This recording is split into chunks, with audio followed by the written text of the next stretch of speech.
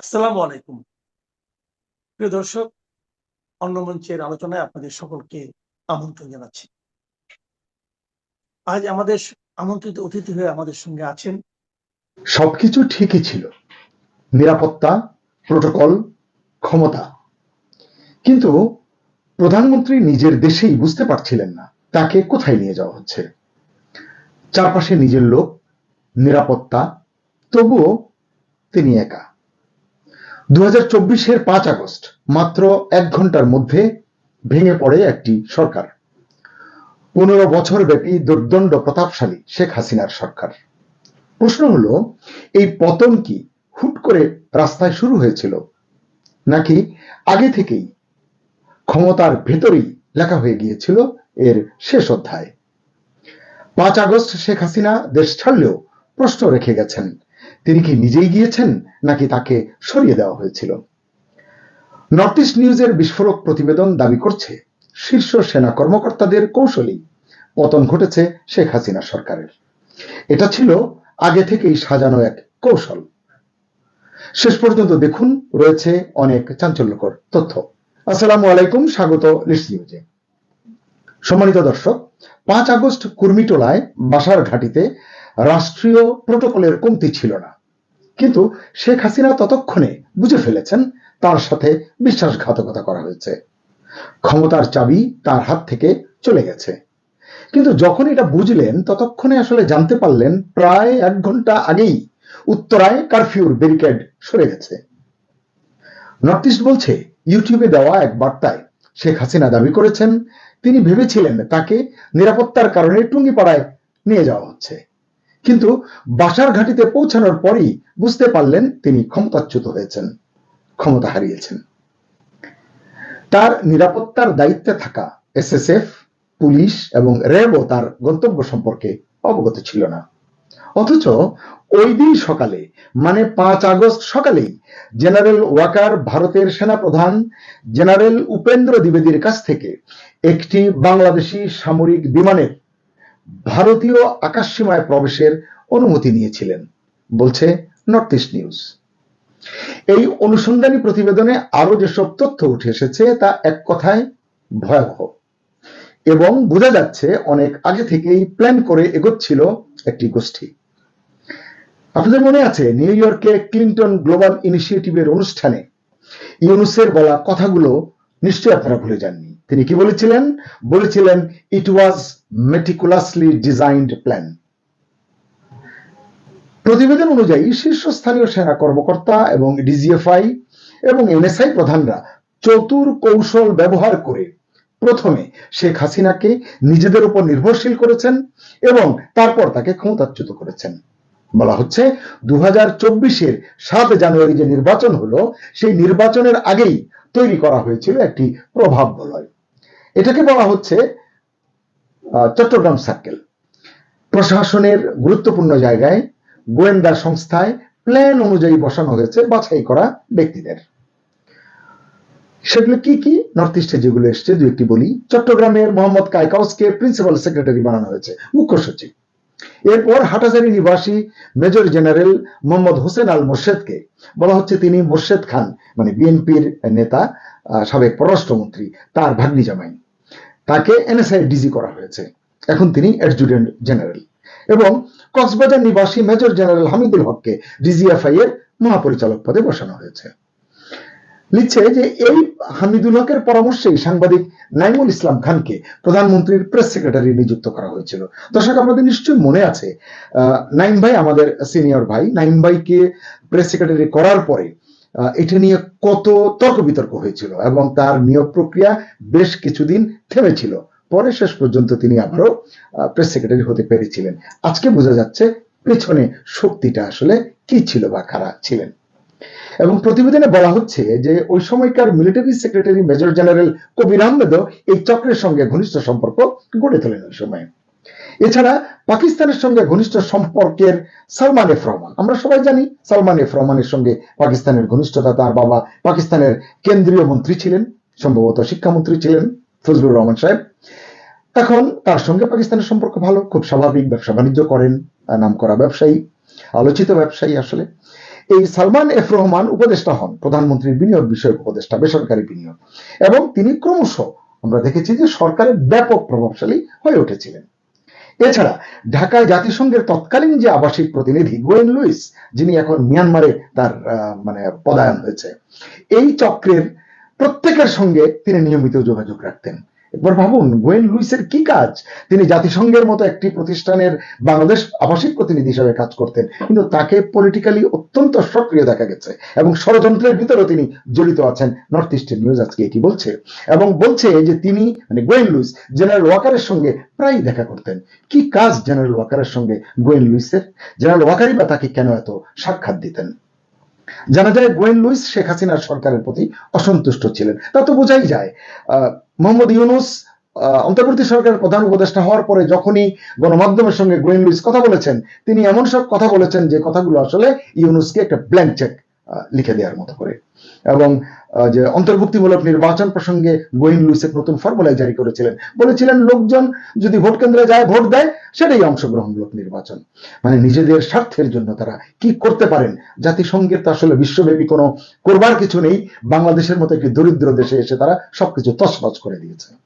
যাই হোক, এই গোয়েন লুইস রামু সেনানিবাসকে জাতিসংঘের স্থায়ী শান্তিরক্ষা ঘাঁটিতে পরিণত করা এবং রাখাইন অঞ্চলে একটি সামরিক করিডোর তৈরির মতো বিতর্কিত প্রস্তাবগুলো সামনে এনেছিলেন। নিশ্চয়ই শেখ হাসিনার কাছেও সেগুলো গিয়েছিল, শেখ হাসিনা তো নিশ্চয়ই এগুলো পাত্তা দেননি। আমরা দেখেছি ইউনূসের আমলে এই বিষয়গুলো কত দূরে গিয়েছিল। কিন্তু আপনারা এটি তো জানেন, আমরা সবাই জানি, শেখ হাসিনা আসলে ইউনূসের মতো দেশ বিক্রির ধান্দা বুঝতেন না। তার অন্য অনেক সমস্যা থাকতে পারে, অনেক দোষ থাকতে পারে, দেশ বিক্রি করা, দেশের সম্পদ বিক্রি করা, কাউকে দিয়ে দেওয়া, এই ধান্দাটা তিনি করেননি। অনেকে বলবেন যে ভারতকে তিনি সব দিয়ে দিয়েছেন। ভারতকে কি দিয়েছেন? 18 মাসে ইউনূস সরকার সেটা অবশ্যই বের করেছে, আমরা সবাই দেখেছি। যাই হোক, এই যে চক্রটির কথা বললাম, যে এই চক্র আসলে হিংস্র পরিকল্পনা নিয়ে এগিয়েছে, এটি নর্থ ইস্ট নিউজ লিখেছে। তারা বলছে সংঘাত, সহিংসতা এবং সামরিক নিষ্ক্রিয়তার মধ্যে, মানে সামরিক বাহিনী চুপচাপ, যেখানে কথা বলবার দরকার সেখানে বলছে না, নিষ্ক্রিয় থাকছে, এইসবের মধ্যে জাতিসংঘের শান্তিরক্ষা হস্তক্ষেপকে যেন ন্যায্যতা দেওয়া যায়। এজন্য 5 আগস্ট গণসহিংসতার মাধ্যমে শেখ হাসিনাকে হত্যা করা এবং একটি যুদ্ধ পরিস্থিতি তৈরির পরিকল্পনা তারা করেছিল বলে অভিযোগ রয়েছে, লিখেছে north east news. North east আরো বলছে, একজন শীর্ষ ভারতীয় জাতীয় নিরাপত্তা কর্মকর্তার সময়োচিত বিচক্ষণ সিদ্ধান্ত এই পরিকল্পনা, বুঝতেই পারছেন অজিত দোভালের কথা তারা বলছেন, কিন্তু অন্য একটি সূত্র থেকে আমি এর আগেই জেনেছি, সেটি একটি কন্টেন্টে বলেছিলাম যে আসলে র এই বিষয়টি মিস করেছিল। এইরকম একটি বিপর্যয় র একেবারেই বুঝতে পারেনি, বা কোনো কারণে তারা এটি মিস করে গিয়েছিল।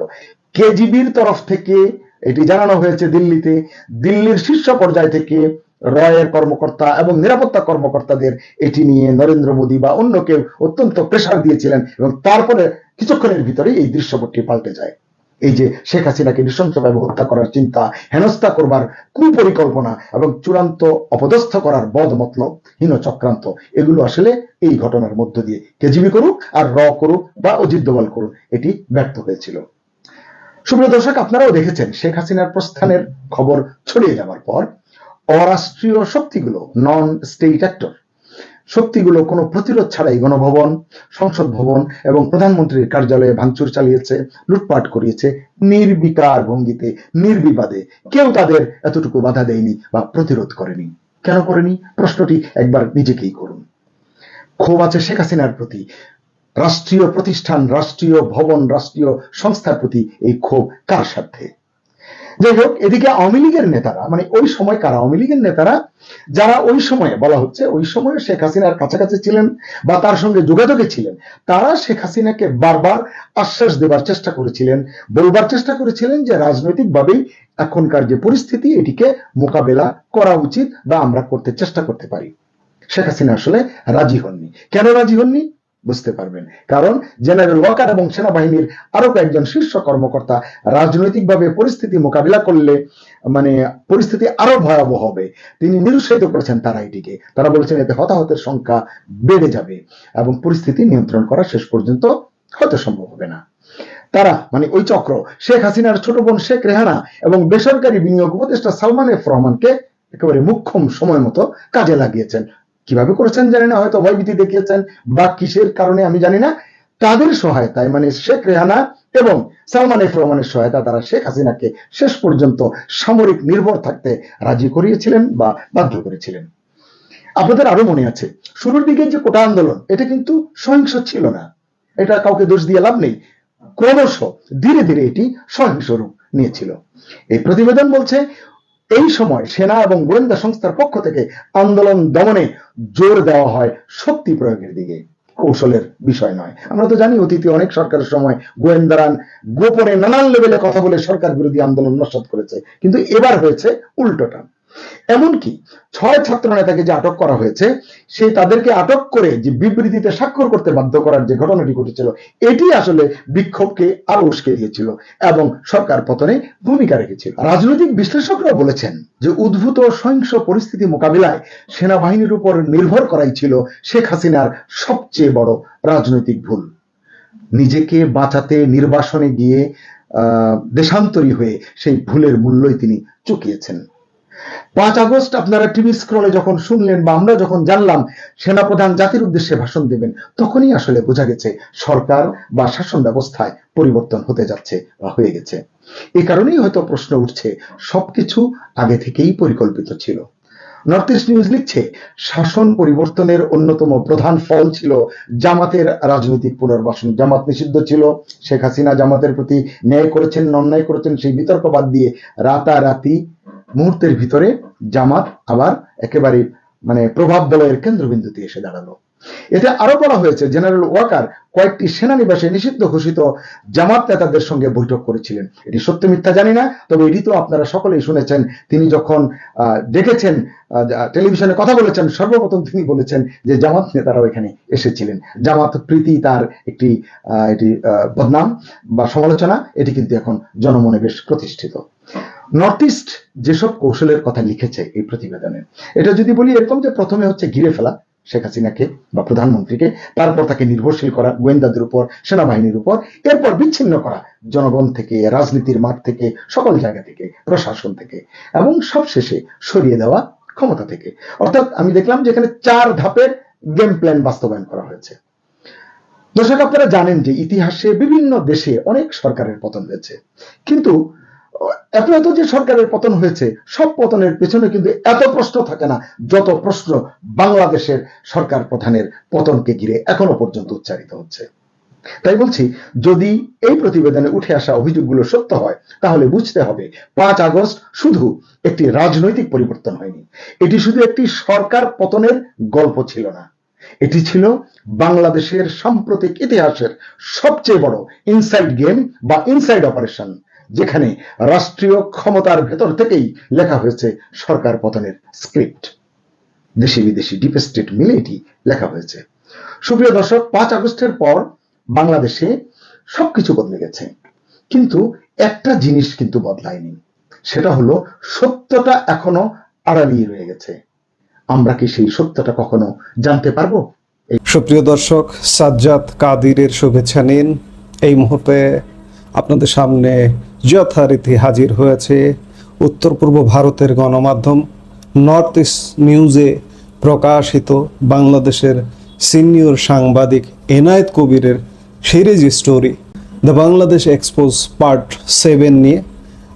যারা গত 6টি পর্ব নর্থ ইস্ট নিউজে পড়েছেন কিংবা আমাদের ভিডিওতে শুনেছেন তারা জানেন, কিন্তু আজকে এই মুহূর্তে যারা নতুন এই ভিডিওতে যোগদান করছেন তাদের উদ্দেশ্যে বলছি যে বাংলাদেশের সিনিয়র সাংবাদিক এনায়েত কবির 2024-এ শেখ হাসিনা সরকারের পতনের পূর্বাপর সেনাবাহিনী এবং বাহিরের ভূমিকা নিয়ে একটা সিরিজ স্টোরি করছেন। তারই আজকে 7ম পর্ব প্রকাশিত হয়েছে। সেই 7ম পর্বের আলোকেই আমাদের আজকের আলাপের ফোকাস বা বিষয় মূলত চক্রান্তের জালে শেখ হাসিনা যেভাবে সেনাপ্রধান ও গোয়েন্দা প্রধানরা ঘটালেন শেখ হাসিনার পতন। 5 আগস্ট 2024 বাংলাদেশের ইতিহাসে এক অবিস্মরণীয় দিন, কিন্তু আমরা যা দেখেছি তার নেপথ্যে কি অন্য কোনো বড় খেলা চলছিল? কিভাবে মাত্র কয়েক ঘন্টার ব্যবধানে একজন লৌহ মানবীকে দেশ ছাড়তে বাধ্য করা হলো? আজ আমরা বিশ্লেষণ করব সেই নেপথ্য কারিগরদের নিয়ে, যারা খুব কৌশলে শেখ হাসিনাকে চারপাশ থেকে ঘিরে ফেলেছিলেন। সেনাপ্রধান জেনারেল ওয়াকারুজ্জামান থেকে শুরু করে ডিজিএফআই ও এনএসআই প্রধানদের সেই মাস্টার প্ল্যান আজ উন্মোচিত হবে এই ভিডিওতে। 5 আগস্ট বিকেল গণভবনের স্পেশাল সিকিউরিটি ফোর্স বা এসএসএফ কর্মকর্তারা এক চরম অনিশ্চয়তায়। প্রধানমন্ত্রী কোথায় যাবেন, কার কাছে নিরাপদ, তা নিয়ে কোনো স্পষ্ট ধারণা ছিল না তাদের। অথচ কুর্মিটোলার বাসার বেজে তখন ছিল রাজকীয় প্রটোকল। শেখ হাসিনা ততক্ষণে বুঝে গেছেন তিনি বড় ধরনের বিশ্বাসঘাতকতার শিকার হয়েছেন। উত্তরা থেকে যখন কারফিউ ব্যারিকেড হঠাৎ তুলে নেওয়া হলো, তখনই তিনি বুঝতে পারেন তার সময় শেষ। ঢাকা সেনানিবাস থেকে ঘোষণা এলো, সেনাপ্রধান জেনারেল ওয়াকারুজ্জামান জাতির উদ্দেশ্যে ভাষণ দেবেন। এই একটি ঘোষণাই ছিল ক্ষমতার পালাবদলের চূড়ান্ত সংকেত। অনেকে বলছেন কোটা সংস্কার আন্দোলন দমনে সামরিক বাহিনীর ওপর অতি নির্ভরশীলতাই ছিল শেখ হাসিনার সবচেয়ে বড় রাজনৈতিক ভুল। গোলাযোগ শুরু হওয়ার পর জেনারেল জামান এবং শীর্ষ কর্মকর্তারা শেখ হাসিনাকে বারবার পরামর্শ দিচ্ছিলেন বিষয়টিকে রাজনৈতিকভাবে সমাধান না করে সামরিক শক্তি ও আইন শৃঙ্খলার ওপর ভরসা করতে। তারা অজুহাত দিচ্ছিলেন প্রাণহানি ও রক্তপাতের। অথচ আওয়ামী লীগের জ্যেষ্ঠ নেতারা বারবার দাবি করেছিলেন যে তারা পরিস্থিতি রাজনৈতিকভাবে সামাল দিতে পারবেন। কিন্তু শেখ হাসিনাকে প্ররোচিত করা হয়েছিল তার ছোট বোন শেখ রেহানা এবং তার উপদেষ্টা সালমান এফ রহমানের মাধ্যমে। অভিযোগ আছে সেনাপ্রধান, ডিজিএফআই এবং এনএসআই প্রধানরা মিলে তাকে একটি মিলিটারি ডিপেন্ডেন্ট বা সামরিক বাহিনীর ওপর নির্ভরশীল বলয়ে বন্দি করে ফেলেন। সেই মরণ ফাঁদেই শেষ পর্যন্ত পা দিয়েছিলেন তিনি। 5ই আগস্ট তাকে যখন বাসার বেজে নেওয়া হয়, তিনি ভেবেছিলেন তাকে নিরাপত্তার খাতিরে টুঙ্গিপাড়ায় নেওয়া হচ্ছে। সেখানে পৌঁছানোর পর তিনি বুঝতে পারেন তিনি আর ক্ষমতায় নেই। 2024 সালের 7ই জানুয়ারি নির্বাচনের আগে থেকেই শেখ হাসিনার চারপাশে একটি শক্তিশালী গোয়েন্দা বলয় বা চট্টগ্রাম সার্কেল তৈরি করা হয়েছিল। এই সার্কেলে কারা ছিলেন? চট্টগ্রামের মোহাম্মদ কায়কাউস হলেন মুখ্য সচিব। এনএসআইয়ের প্রধান হিসেবে নিয়োগ পেলেন হাটহাজারের মেজর জেনারেল মোরশেদ, যিনি বিএনপি নেতা মোরশেদ খানের ভাগ্নে জামাতা। কক্সবাজারের মেজর জেনারেল হামিদুল হক হলেন ডিজিএফআই প্রধান। হামিদের পরামর্শেই নাইমুল ইসলাম খানকে প্রেস সেক্রেটারি করা হয়। এমনকি সামরিক সচিব মেজর জেনারেল কবির আহমেদও এই চক্রের ঘনিষ্ঠ হয়ে ওঠেন। পাশাপাশি সালমান এফ রহমান, যার সাথে পাকিস্তানের ঘনিষ্ঠতার কথা শোনা যায়, তিনিও হয়ে ওঠেন প্রধান কুশীলব। এই চক্রের সাথে নিয়মিত যোগাযোগ রাখতেন তৎকালীন জাতিসংঘ প্রতিনিধি গোয়েন লুইস। অভিযোগ আছে তারা শেখ হাসিনাকে এমন কিছু প্রস্তাব দিয়েছিলেন যা সার্বভৌমত্বের জন্য বিতর্কিত, যেমন রামু সেনানিবাসকে জাতিসংঘের স্থায়ী ঘাঁটি করা বা রাখাইন অঞ্চলে সামরিক করিডোর তৈরি। এমনকি 5ই আগস্ট গণপিটুনির মাধ্যমে শেখ হাসিনাকে হত্যার একটি চক্রান্ত ছিল বলেও দাবি করা হয়, যাতে বিদেশি হস্তক্ষেপের অজুহাত তৈরি করা যায়। সেই চরম মুহূর্তে ভারতের একজন শীর্ষ জাতীয় নিরাপত্তা কর্মকর্তার হস্তক্ষেপে শেখ হাসিনার প্রাণ রক্ষা পায়। ভারতের সেনাপ্রধান জেনারেল উপেন্দ্র দ্বিবেদীর কাছ থেকে আকাশপথ ব্যবহারের অনুমতি আগে ভাগেই নিয়ে রেখেছিলেন জেনারেল ওয়াকারুজ্জামান। এসএসএফ বা পুলিশ কিছুই জানত না গন্তব্য সম্পর্কে। শেখ হাসিনাকে দিল্লির নিরাপদ আশ্রয়ে পাঠানোর পরিকল্পনাটা ছিল অত্যন্ত গোপনীয়। যদিও শেখ হাসিনা দেশ ছাড়তে চাননি, কিন্তু পরিস্থিতির চাপে তাকে সামরিক বিমানে করে দিল্লিতে পাঠানো হয়। দিল্লি পৌঁছানোর পর ভারতীয় কর্মকর্তাদের পরামর্শেই তিনি সেখানে থেকে যান এবং বিমানটি ঢাকায় ফিরে আসে। শেখ হাসিনা চলে যাওয়ার পর দেশে কি ঘটল? গণভবন, সংসদ ভবন আর প্রধানমন্ত্রীর কার্যালয়ে অবাধে ভাঙচুর চলল। এসএসএফ বা অন্য কোনো বাহিনী কেন বাধা দিল না? অভিযোগ ওঠে সেনাবাহিনীর পরিকল্পিত এবং বাছাইকৃত নিষ্ক্রিয়তার। সেনাপ্রধান যখন এসএসএফ ব্রিগেডিয়ারকে রাস্তায় নামতে বললেন, তখন সেই কর্মকর্তা সাফ জানিয়ে দেন যে তারা সাধারণ মানুষের রোষানলে পড়তে চান না। এই সুযোগে বিচার বিভাগ থেকে শুরু করে প্রশাসনের উচ্চ পদস্থ কর্মকর্তাদের জোর করে পদত্যাগ করানো হয়।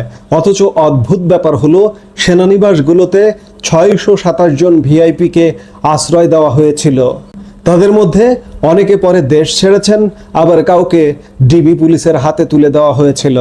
ওবায়দুল কাদেরকে যশোর সেনানিবাস হয়ে ভারতে পাঠানোর ব্যবস্থা করা হয়, অথচ আইজিপি আব্দুল্লাহ আল মামুনকে গ্রেপ্তার করা হয়। এই সিলেক্টিভ আচরণ অনেক প্রশ্নের জন্ম দেয়। পরিশেষে বলা যায় 5ই আগস্টের এই পট পরিবর্তন কোনো আকস্মিক ঘটনা ছিল না, এটি ছিল অত্যন্ত নিপুণভাবে সাজানো এক ছক, যেখানে গোয়েন্দা সংস্থাগুলো একদিকে কোটা আন্দোলনকে সহিংস করে তুলছিল, অন্যদিকে ছাত্র নেতাদের আটক করে বিতর্কিত বিবৃতি দিয়ে আন্দোলনকে উস্কে দিচ্ছিল। ফলাফল আওয়ামী লীগের পতন এবং জামাতে ইসলামীর রাজনৈতিক পুনর্বাসন। সেনাপ্রধান নিজেই সেনানিবাসে নিষিদ্ধ জামায়াত নেতাদের সাথে বৈঠক করেছেন বলে আমরা সেই দিনই জানতে পেরেছিলাম। প্রশ্ন থেকে যায়, এই এনসার্কেলমেন্ট বা ঘেরাও করার রাজনীতি কি বাংলাদেশের সার্বভৌমত্বের জন্য কোনো অশনি সংকেত, নাকি এটি স্রেফ ক্ষমতার পালাবদল? এই ঘটনাটি দেখে আমি বারবার মনে করি, আমার 5 আগস্ট 2024 থেকেই মনে হয় প্রায় 350 বছর আগের নবাব সিরাজউদ্দৌলার পতনের যে প্রাসাদ ষড়যন্ত্র হয়েছিল এবং শেখ হাসিনার পতনের প্রাসাদ ষড়যন্ত্র একই সূত্রে গাথা, একই রকম, জাস্ট ওইটার কপি পেস্ট এটি। আপনাদের কি মনে হয়? কমেন্ট করে আমাদের জানান। ভিডিওটি ভালো লাগলে লাইক দিন, শেয়ার করুন। ধন্যবাদ। আজ এ পর্যন্তই।